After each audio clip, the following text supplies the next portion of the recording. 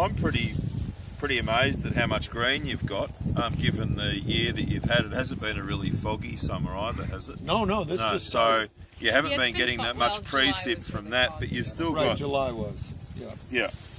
But you've still got. Well, we had a little shot of rain in June. We had a little shot of rain. When? Yeah, that was like 3 weeks ago. Yeah, right, Yeah. which gave you a little start. Yeah, it gave us a little start, yeah. But I mean, that's the value of having the perennials, because, you know, when you have those perennials, just any little bit of rain that you get, and this is what we rely on in Australia, where we have this completely irregular rainfall pattern. I mean, we do get rain in winter, but then some years we don't get any rain in winter, and all of our rain comes in summer. So if you can imagine that. Bizarre. Yeah, it is bizarre, and it's bloody hard to live with, and it's really hard for plants, and because especially perennial plants. I mean, one of the reasons why a lot of landscapes are covered with annuals is because, one, they don't have enough carbon, and two, because the landscape is so irregular. Right, so reliability in rainfall usually creates perennial vegetation of some description. So it's great. So, and when you came here, how much, at least in your time here, Donegal, have you noticed the big change in the amount of perennials that you've got now? No. It's pretty well the same. And what about? Oh, I suppose Eric can't answer because he's off managing his business. She's not. I'm sure if you said there's not a lot of heavy grazing. She probably went by here. So, have you noticed the big change in the amount of perennials on this property compared to when you came here as a very young boy? You must have been about 5 or something. Yeah, I was 5. Thank you for that. I'll get it. I might get a Markegard family grass-fed hat. No, I haven't. Have you? No. No, this ranch has always been pretty. It's pretty diverse.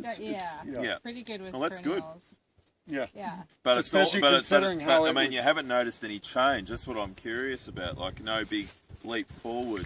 Well, again, we had no long-term security, and now we're feeling it. Since December, we're feeling the security, and hence the reason. So you haven't been able to graze it in the way that we wanted. And you're still not there because you haven't got the water either. Yeah. Absolutely. We want to do this month. So. Yeah. But so we're going to hope to see big changes. Yeah, big changes quick. Because we've always been gung-ho to do it, but never felt anything more than a 30-day lease. You know. So, has everyone here heard of Kirk Gadzia? A few of you would nod your head. He's a pretty well-known holistic management educator and consultant. He and another guy developed a thing called the Bullseye. Has anyone here heard of that? It's a really good assessment tool we've found. I mean, there's a few monitoring tools. Are you aware of it, Donegal? Yeah. Oh, you're talking about it. Yeah, pardon me. And but the Bullseye is a really good monitoring tool for assessing whether you're going forwards or backwards from year to year, but also to plan on how you'll manage the next steps.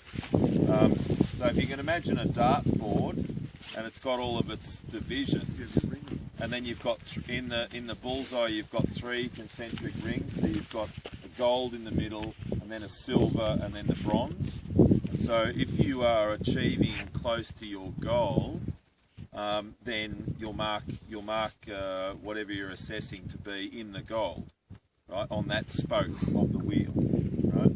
If you're not achieving it, well then you'll mark it out on the bronze, or if it's sort of getting there, you'll mark it in the silver. And in the chart it also has a space for assessing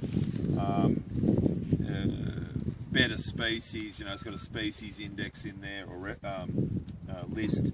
You can make a list of all of the species that you see, any key problems that you have, and those sorts of things. So now with that, you can do, you can put a post in. Like you might look at that post and put a little pink bit of paint on it or something, and come back to that point every year at around the same time and take a photograph, do a new Bullseye, and then use some of that information to say, all right, well, gee, I'm really not getting the manure distribution, or I'm not getting the manure's not breaking down. So what's not going on here? You might say, well, gee, there's no litter decomposition, there's no manure decomposition. I've probably got a problem, as someone talked about before, no dung beetles, or I haven't got enough soil microorganisms. My soil might be a bit compacted, or so you look at all of these things.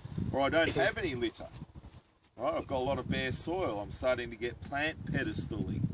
So you'll go, well, gee, maybe I need to back off a bit. Maybe my sheep are in a bit too long and they're eating all of the litter off the ground, as they do from time to time. So you look at these things, but at least you've got now a visual tool to guide, because what you tend to see when you look at this, I think there's about 15 different parameters that you're assessing, you'll start to see patterns of where those dots are on the chart, and you look at that, make your decisions, come back the next year, do them again, and you can see whether you've made any changes in that pattern, right? And of course, as you go along, the gold is going to be harder and harder to achieve. Yeah. But that's just part of the thing that you're going on. The other thing I'd like to remind people of is that one of the great things about this whole method of grazing is that if you move your animals once a day